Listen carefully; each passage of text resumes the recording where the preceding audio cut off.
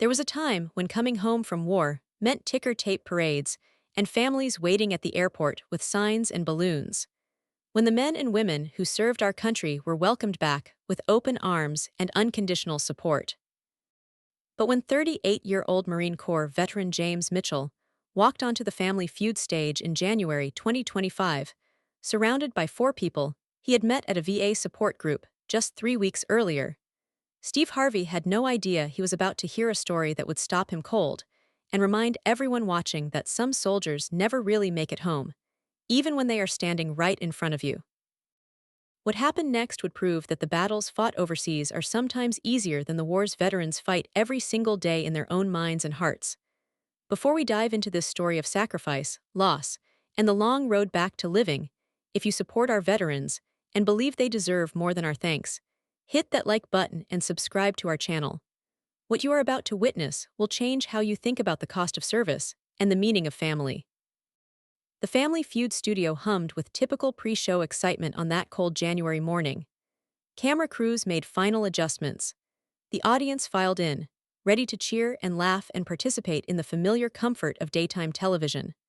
On one side of the stage stood the Patterson family from North Carolina, a multi-generational group wearing matching Carolina blue shirts, grandparents, parents, and adult children all talking excitedly about their strategy for the game. On the other side stood what appeared to be the Mitchell family, 5 people in their 30s and 40s wearing matching shirts that read Team Mitchell on the front. But something was different about this group. There was none of the natural ease of family, no inside jokes or familiar touches, no generational dynamic of parents and children or siblings who had known each other their whole lives. Instead, there was a careful politeness, the body language of people who were trying very hard to support someone but did not quite know how. At the center of this group stood James Mitchell. At 38 years old, he had the bearing of someone who had been trained to stand at attention, shoulders back, chin up, eyes forward. He was lean in the way of people who had learned to survive on very little. His dark hair was cut military short. His handmade shirt was pressed and clean. But his eyes told a different story. They held a wariness, a constant vigilance, the look of someone who had seen too much and could never quite unsee it. Steve Harvey bounded onto the stage with his characteristic energy, ready to bring two families together for competition and entertainment. He started with his usual warm-up, asking the Patterson family about themselves, their jobs, their relationships. They were a typical American family, warm and funny, comfortable with each other in the way that only families who have shared decades together can be. Then Steve turned to the Mitchell group. He looked at the 5 people standing together and immediately noticed something that his years of experience told him was not quite right.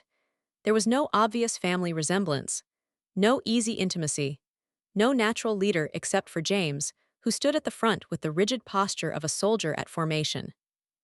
Steve approached James with a smile, ready to learn their story. "So James, tell me about your family here. How are you all related?" James took a breath, and for just a moment his military composure faltered. The 4 people standing behind him, 2 men and 2 women all around his age, seemed to brace themselves for what he was about to say. "Steve," James began, his voice steady but carrying an undercurrent of emotion that immediately caught Steve's attention. "These are not my family members. They are my friends from a VA support group. We have known each other for about 3 weeks." The studio went quiet. Steve's smile faded slightly, replaced by the look of concerned attention that he gave to moments that required more than entertainment. 3 weeks? You just met 3 weeks ago." "Yes, sir." Steve looked at the 4 people standing behind James, all of them nodding to confirm this was true. "Okay, so why did you bring them to Family Feud instead of your actual family?" James's jaw tightened. The 4 people behind him instinctively moved closer, a silent show of support. When James spoke again, his voice was quieter but somehow more powerful. "Because I do not have a family anymore, Steve. Not in the way that most people do." Steve Harvey froze. Every instinct he had developed over decades of television told him that he was standing at the edge of something profound and painful. The audience felt it too. The usual restless energy of a game show crowd had evaporated, replaced by absolute attention. "Talk to me," Steve said gently, his voice carrying none of his usual showman energy. This was Steve the counselor, Steve the listener, Steve the man who understood that sometimes people needed space to tell their truth. James looked down for a moment, gathering himself. When he looked back up, his eyes were bright with unshed tears, but his voice remained controlled. I served 3 tours in Afghanistan with the Marine Corps. Infantry. I came home in 2019. When I left for my first deployment, I had a wife, Emily, and 2 kids, a son, Michael, who was 5, and a daughter, Sarah, who was 3. I had parents who were proud of my service. I had a brother I had grown up playing football with. I had a life. He paused, and everyone in that studio held their breath, knowing that whatever came next would explain why that life was spoken of in past tense. I came back different, James continued. I had seen things, done things, lost friends. I had PTSD, traumatic brain injury from an IED blast, moral injury from decisions I had to make in combat situations. I was not the same man who had left. I tried to be, God knows I tried, but I was angry all the time. I could not sleep, I could not be in crowds. Fireworks on the 4th of July sent me into panic attacks. I drank to numb the memories. I pushed everyone away because I did not know how to explain what I was carrying. Steve's eyes were glistening now. The audience was completely silent. Emily tried, James said, his voice breaking slightly. She tried so hard to understand.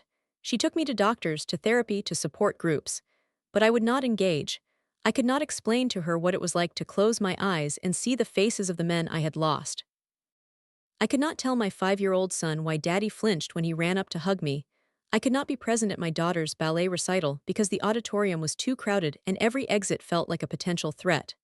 He wiped his eyes but continued. After 2 years of watching me destroy myself and push her away, Emily left. She took the kids. She filed for divorce. And I did not fight it because I thought they were better off without me. I thought I was toxic. I thought I was broken beyond repair. Steve's mouth opened, but no words came out. He was completely frozen, processing the weight of what he was hearing. My parents, James continued, they tried too. But I said things I cannot take back. Hurtful things born out of pain and anger and shame. I accused them of not understanding. I told them they had no idea what I had been through. I pushed them away like I pushed away everyone else. My brother stopped calling after I missed his wedding because I could not handle being in a church full of people. I missed my niece's birth because I was in a VA hospital after a suicide attempt. The collective gasp from the audience was audible. Steve took a step forward, his hand over his heart, visibly struggling with the weight of this story. I spent 3 years isolated, James said. 3 years convincing myself that I was better off alone. That I did not deserve family or connection or love. That I was too damaged. That my service had taken everything from me, including my humanity. He turned slightly to look at the 4 people standing behind him, and his expression softened. 3 weeks ago, I walked into a VA support group because my therapist told me I had to. I did not want to be there. I did not want to share my story. I did not want to hear anyone else's story. But these 4 people, they did not let me sit in the back and hide. They did not let me minimize my pain. They did not let me believe the lies I had been telling myself. One of the women behind James, a woman in her early 40s with kind eyes, spoke up.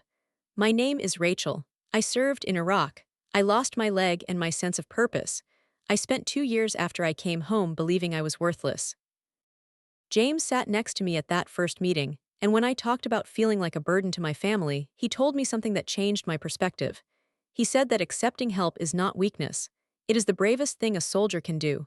Steve looked at Rachel, then back at James. You told her that? James nodded. I told her what I needed to hear but could not believe for myself. That is what trauma does. It lets you give advice to others that you cannot accept for your own life. Another man stepped forward, younger, maybe 35. I am David, Army, 2 tours in Afghanistan. I came home with PTSD so severe I could not hold a job. My wife left me. My kids are afraid of me because I have outbursts I cannot control. James is the first person who made me feel like I was not crazy, like my reactions were normal responses to abnormal situations. The third person, a woman named Michelle, added her story. Navy, sexual trauma during my service. I came home to a family that told me to just get over it. To be grateful I made it home. James was the first person who validated my anger and my pain without telling me I needed to move on before I was ready. The fourth person, an older man named Carlos, spoke last. Marine Corps, Vietnam. I have been carrying my war for 50 years. 50 years of nightmares and hypervigilance and survivor's guilt. I thought I was too old, that it was too late to heal.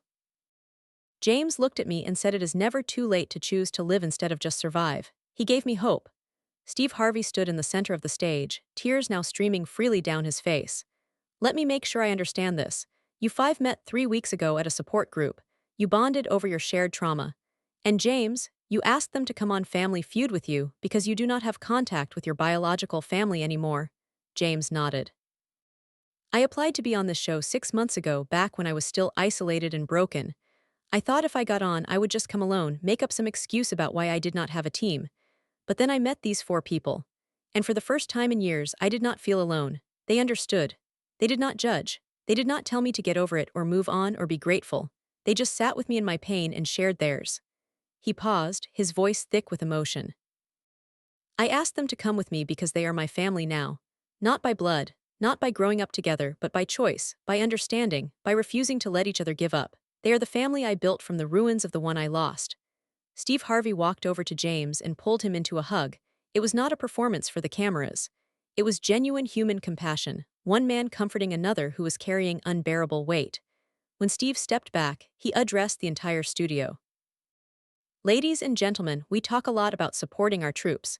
We say thank you for your service. We put yellow ribbon magnets on our cars. But do we really understand what we are asking these men and women to do? Do we really comprehend the cost of service that goes beyond the physical wounds we can see? He turned to James. You went to war for this country. You did things most of us cannot imagine. You carried weapons and made life and death decisions and watched friends die. And then we sent you home and expected you to just be normal again. We expected you to turn off the warrior and turn on the father, the husband, the son. We gave you a parade and a thank you, and then we left you to deal with the aftermath alone. James was nodding, tears falling now without any attempt to hide them. Steve continued, his voice rising with passion and anger at a system that had failed this man and countless others like him. You came home broken, and instead of building a system that could catch you, we made you fight for every bit of care. We made you prove you were sick enough. We made you navigate bureaucracy while your brain was still in survival mode. And when you could not be the man you were before you left, we let your family slip away. We let you isolate. We let you suffer. The audience was sobbing. The camera operators were wiping their eyes. Even the production crew, professionals who had seen countless emotional moments, were visibly affected. Steve turned back to the group of 5 standing together. But here is what I want everyone to understand. What we are looking at right here is what real support looks like. These 4 people, they did not know James 6 months ago. They did not grow up with him. They did not owe him anything. But they showed up. They refused to let him suffer alone. They built something that his biological family either could not or did not know how to build. They created family through choice and commitment and shared understanding. Rachel spoke up again. We know what he is going through because we are going through it too. We know that you cannot just tell someone with PTSD to calm down. We know that triggers are real and panic attacks are not weakness and survivor's guilt is crushing. We know because we live it. Steve nodded slowly, processing everything he had heard. Then he made a decision that would change the trajectory of this episode and create a moment that would resonate far beyond the studio walls. We are not playing a game today, Steve announced. I cannot stand here and pretend that we are going to ask survey questions and compete for points when there is something far more important happening in this room.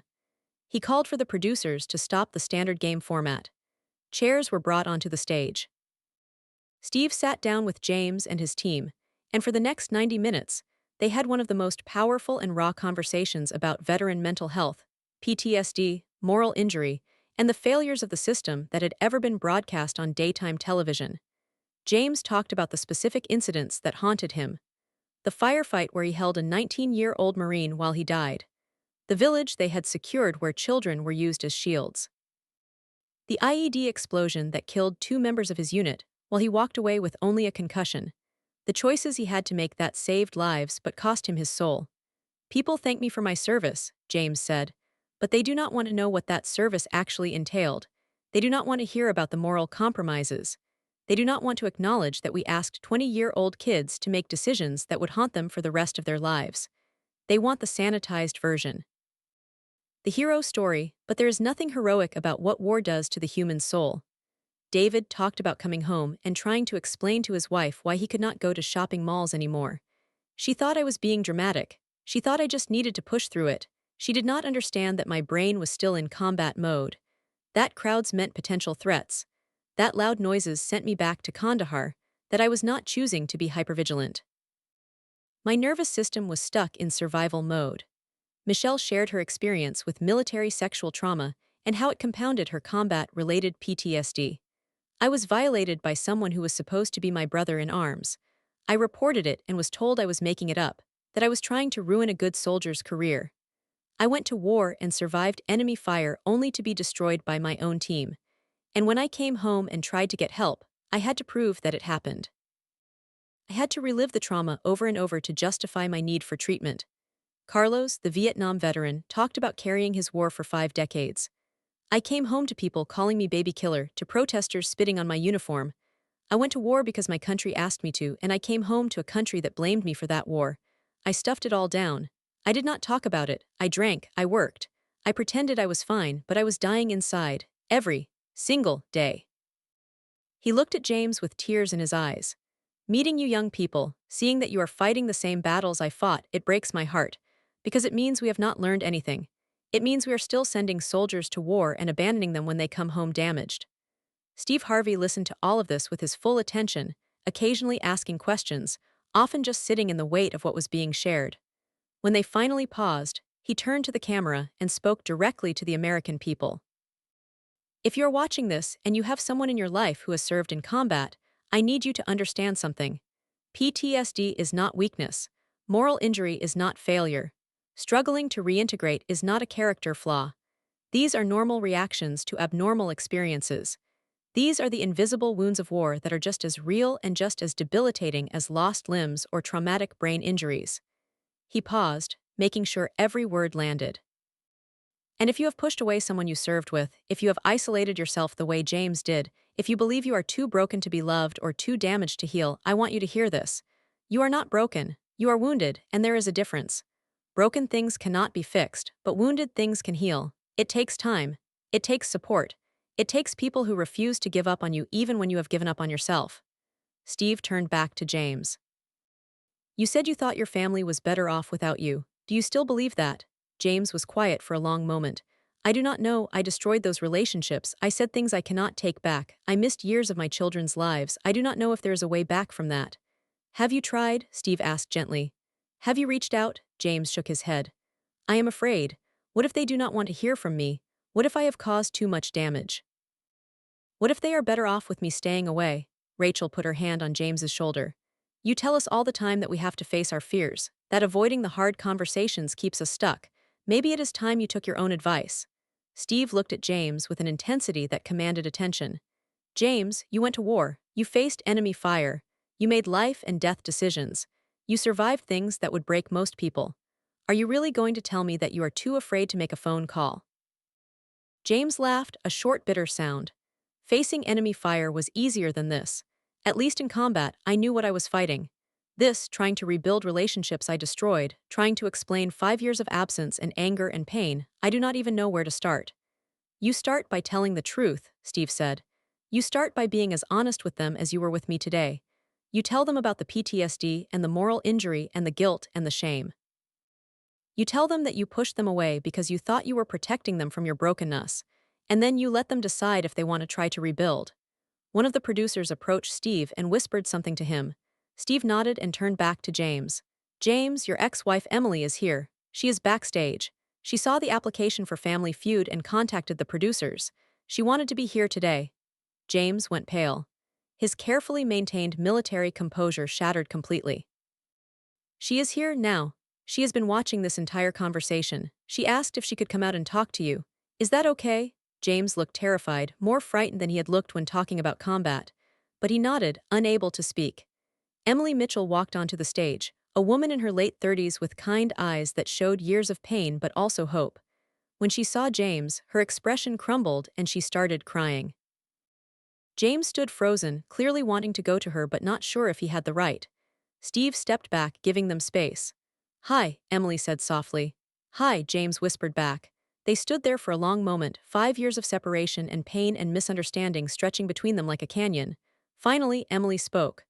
I have been watching from backstage. I heard everything you said, about the PTSD and the moral injury and why you pushed us away. And I need you to know something, James. I never stopped loving you. I left because I did not know how to help you when you would not let me in. I left because I had to protect our children from the anger and the drinking and the darkness.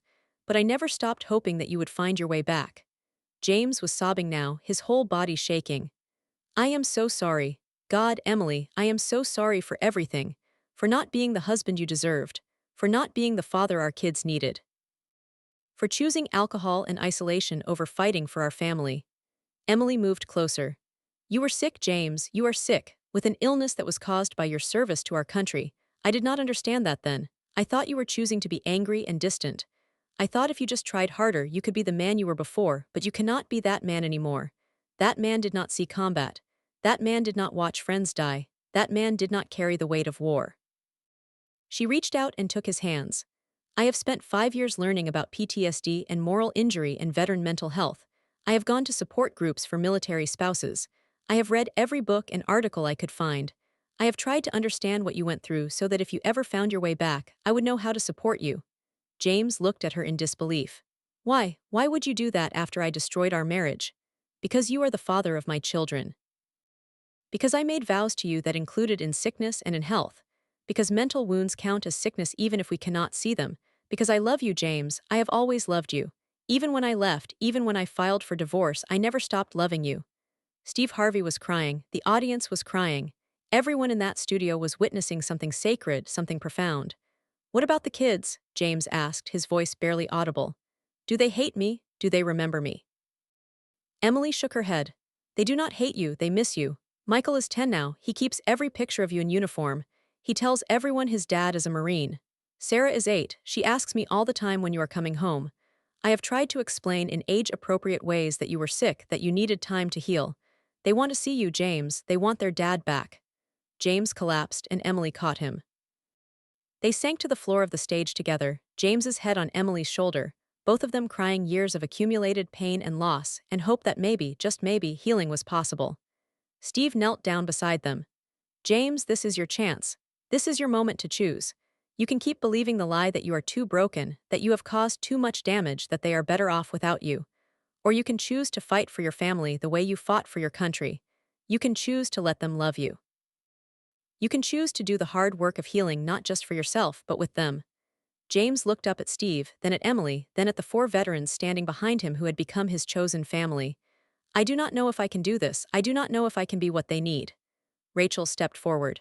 You do not have to do it alone. That is what we have been trying to teach each other. Healing is not a solo mission. We have your back. We will be there every step of the way.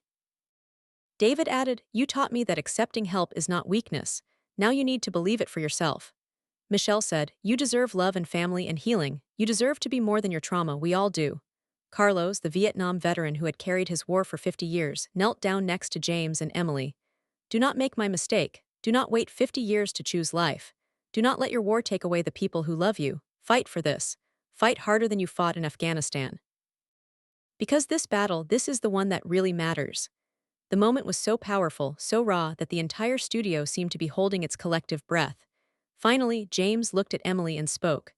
I want to try. I want to fight for us, for our kids, for the family I lost. I do not know if I can be fixed, but I want to try to heal. Will you help me? Emily pulled him closer. We will do it together. You, me, the kids, your new brothers and sisters from the VA, your therapist. We will build a support system that does not let you fall. We will create a family that understands PTSD and knows how to help when you are triggered. We will teach our children that mental health matters and that sometimes the bravest thing someone can do is ask for help. Steve Harvey stood up and addressed the camera with tears streaming down his face. What you just witnessed is what real love looks like. What real commitment looks like. What real support looks like. Emily Mitchell did not have to be here today. She did not have to spend 5 years learning about PTSD. She did not have to hold open the door for her ex-husband to come back. But she did, because love is not just a feeling. It is a choice. A choice to see someone at their worst and say, I am still here. I am not going anywhere. He turned to the 4 veterans. And you 4, you met this man 3 weeks ago and you agreed to come on national television to support him. You shared your own trauma to help him feel less alone. You created family where there was isolation. You refused to let a fellow veteran suffer alone. That is what service looks like after the uniform comes off. When the show finally aired several weeks later, it was unlike anything Family Feud had ever broadcast. There was no game, no points, no prize money, just 90 minutes of raw, honest conversation about the cost of war and the failures of the system meant to care for those who serve. The episode included resources for veterans in crisis. information about PTSD and moral injury, and the number for the Veterans Crisis Line displayed throughout. The response was overwhelming. The episode became the most watched family feud in the show's history. The Veterans Crisis Line reported a 300% increase in calls in the week following the broadcast. VA hospitals across the country reported surges in veterans seeking help. Support groups that had been struggling to get attendance were suddenly full. But more importantly, conversations started happening. Families who had pushed away veterans began reaching out. Veterans who had been isolating began seeking community. The stigma around PTSD and mental health began slowly to crack. 6 months after the show aired, Steve Harvey did a follow-up segment. James and Emily appeared together, along with their 2 children. The change in James was visible. He still had the bearing of a Marine, but his eyes were different. Less haunted, more present. He sat with Emily's hand in his and his children sitting close to him, Michael on one side and Sarah on the other. James explained that it had not been easy. There were still nightmares, still triggers, still hard days when the weight of his service felt unbearable. But he was no longer fighting alone. Emily had moved them to family therapy. They were rebuilding their relationship slowly, learning how to communicate about PTSD and triggers and boundaries. The children were learning about their father's illness in age-appropriate ways, understanding that sometimes daddy needed quiet or space and that it was not their fault. "We are not back together as a married couple yet," Emily explained. "We are taking it slow, building friendship first, learning how to be in each other's lives in healthy ways. But we are committed to co-parenting and supporting James's healing. Whether we end up back together romantically or not, we will always be family." James talked about his continued involvement with the VA support group. All 5 of the veterans who had appeared on Family Feud together had become close friends, meeting weekly, supporting each other through crises, celebrating victories like good weeks or managed triggers or family reconciliations. Rachel had reconnected with her own family after seeing what was possible. David had started a new job and was working with his ex-wife on visitation with his children. Michelle had pressed charges against the person who assaulted her and was working through the legal process with the support of her veteran family. Carlos had started speaking at high schools about the cost of war and the importance of mental health support for veterans. "What we learned from this experience," James said, looking directly at the camera, "is that healing is possible, but it requires support. It requires people who refuse to give up on you. It requires systems that actually work to help rather than creating barriers.